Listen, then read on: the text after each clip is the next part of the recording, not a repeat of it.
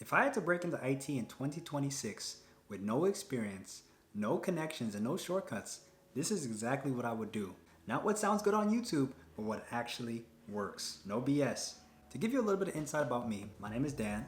I got my cybersecurity degree in 5 months, which sounds a little crazy. I went through the grueling job hunt. I was able to land a cybersecurity job, by the grace of God, in digital forensics, and I ended up moving out of my parents' house and relocating to Florida to start my career. So I've seen what actually gets people hired and what wastes time. So if you clicked on this video and you're serious about getting started in IT, this is the right place to be. I'm gonna give you guys a 6-step proven plan that will help you land your first role within 6 months without all the fluff. How to get into cybersecurity with no experience and make 6 figures with the Security Plus, and that's it.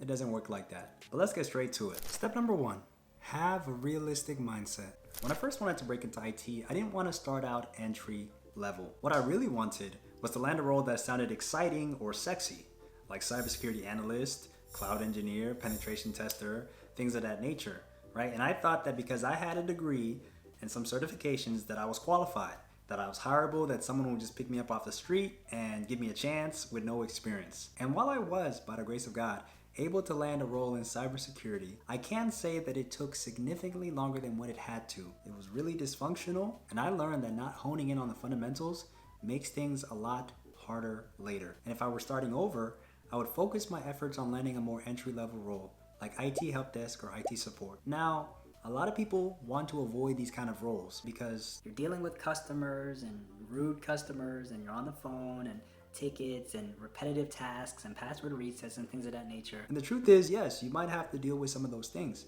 However, there are a lot of important fundamentals that you learn in those kind of roles that carry over into higher level roles. For example, learning how systems work, how networks behave, and how to troubleshoot under pressure. These are all key skills that will be important once you transition to a higher level role. It's going to be assumed that you already know these things. But in my case, I kind of knew them, because I remember some context from Network Plus, Security Plus, but I didn't really know it like that. So I have a realistic mindset and try not to pursue things that are trending, but pursue things that are proven. Can you land a cybersecurity job right off the bat and skip the help desk? Yes, you can. I'm a living testimony of that. But it's going to take a little bit more time, and you could have spent that time already working rather than looking for some special role out there, right? You see what I mean? Because we're trying to get into IT as quickly as possible. Step number 2, lock in your focus and commit. Okay, we're not daydreaming, we're not in la la land, right? We have a plan, we have direction, we know what we want. Okay, I'm gonna pursue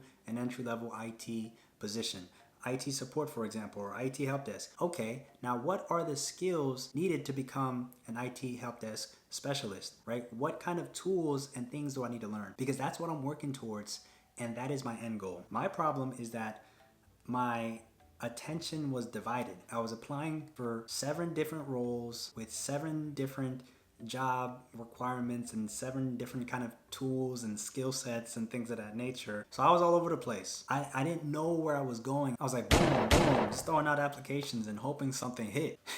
It's crazy. Step number 3, and probably the most important step, start getting practical and learning the fundamentals. Some of the things that you should start learning as it pertains to IT support are Active Directory. If you don't know what Active Directory is, it's basically a Microsoft developed service or software that's used to govern a network, typically a corporate network. The way that it works is that there's a centralized server that has Active Directory domain services installed on it, and it manages all the computers, users, and resources within the network. In other words, what that looks like is, let's say you have 3 computers. Instead of manually configuring the settings on each computer individually one by one, you can make a mass one-time configuration from an Active Directory server which impacts all machines at the same time. So it's a useful tool that many IT professionals use on a day-to-day basis because it adds efficiency, there's a centralized authority, and it adds security. And it's something that you can actually start learning on your own, right? You can spin up a virtual machine, download a VirtualBox hypervisor software,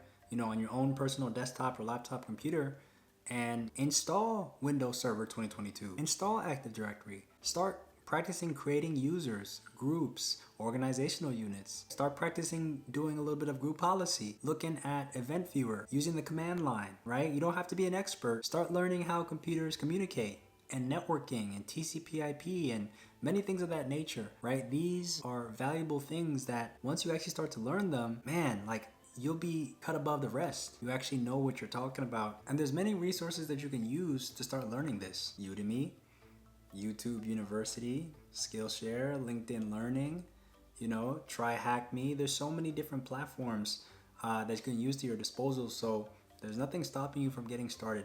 And while you're doing that, start documenting. You can use platforms like Notion to take notes and talk about the things that you're doing in real time and go through the process and maybe talk about problems that you encountered and your troubleshooting steps, right? Because this is how you prepare yourself for interviews and how you set yourself apart from other people who are just hoping on prayer. Step number 4, use certifications strategically. They are not a shortcut. Hey, certifications are good. They're helpful, but they don't replace real experience. That's the truth. I had the wrong impression. I thought that if I had 50 certifications, I'd be good to go, but I wasn't. Certifications are a supplement. Just like, we have regular supplements that we take like vitamin D and magnesium, but those things should not replace a meal, right? You get most of your nutrients from a meal, but you shouldn't be getting all your nutrients from just supplements alone, right? They are a supplement, an addition to, and you don't want to just go for everything, right? You want to be intentional, as I talked about before, and specific, right? So if you're trying to get into IT support, my recommendation is that you go for certifications like the Security Plus, because that's something that's common amongst a lot of employers, and that's what they look for, and the Network Plus. I wouldn't do the CompTIA A Plus because in my opinion, I feel like it's a waste of time and it's expensive. If anything, I would probably just do if you just didn't know anything at all and you're starting from zero, go and get the Google IT support certification. Go do that. I think that's more beneficial. Or,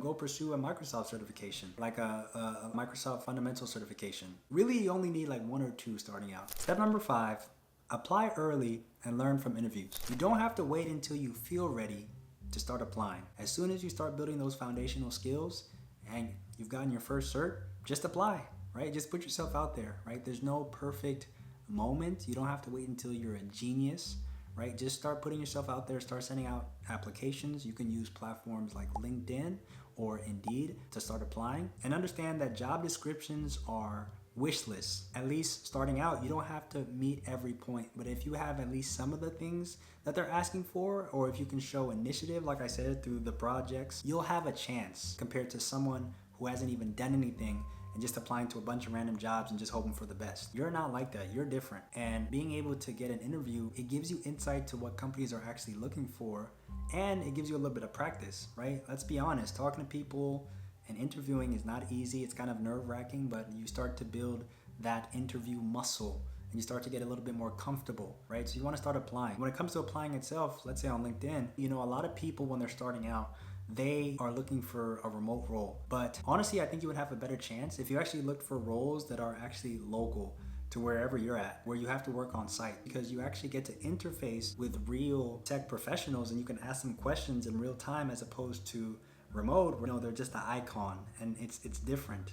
Personal, one-on-one, belly-to-belly interaction is always going to be different. But if you need help with your resume, I might make a separate video on that. There's tons of videos on YouTube from different tech YouTubers. They talk about how to format a resume and what to put in there, especially when you have no experience. So you just go on YouTube and look for one of those and you should be good. And don't do easy apply on LinkedIn, okay?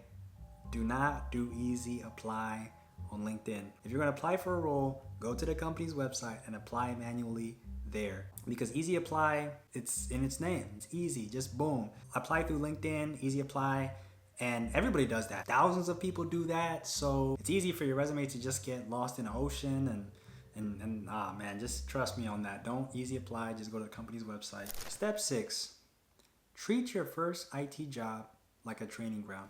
Understand that it's not going to be your dream job. It's not going to be perfect. Maybe there's some things about it that's going to annoy you or you don't like, but this is your training ground. This is the place where you really just get those skills. Ask questions, right? Ask people questions. Bother people a lot. Ask questions. If you don't know something, get your skills up. You get exposure to different things, different environments. Volunteer for tasks. Document what you learn, right? This is that moment for you to really just soak in, be a sponge, soak in everything, right? Because your first role is going to prepare you for your next role, and your next role is going to be the role that you really want, right? So this is your training ground that you work for maybe a year or 2 or 3, get that foundational fundamental experience. But while you're doing that, and a lot of companies, what they do is that they offer certification reimbursement, right?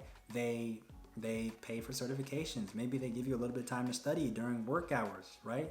It's not a foreign thing, especially in the world of tech and IT. So see if they have those kind of opportunities there, and just be proactive. Be proactive and put yourself out there. So just to summarize, if I had to break into the world of IT again in 2026 with no connections, no shortcuts, or anything of that nature, what I would do is I'd start with IT intentionally, build my fundamentals through home labs and projects, use certificates strategically, apply early, treat my first job like a training ground, and specialize later. That's the real path, not a shortcut.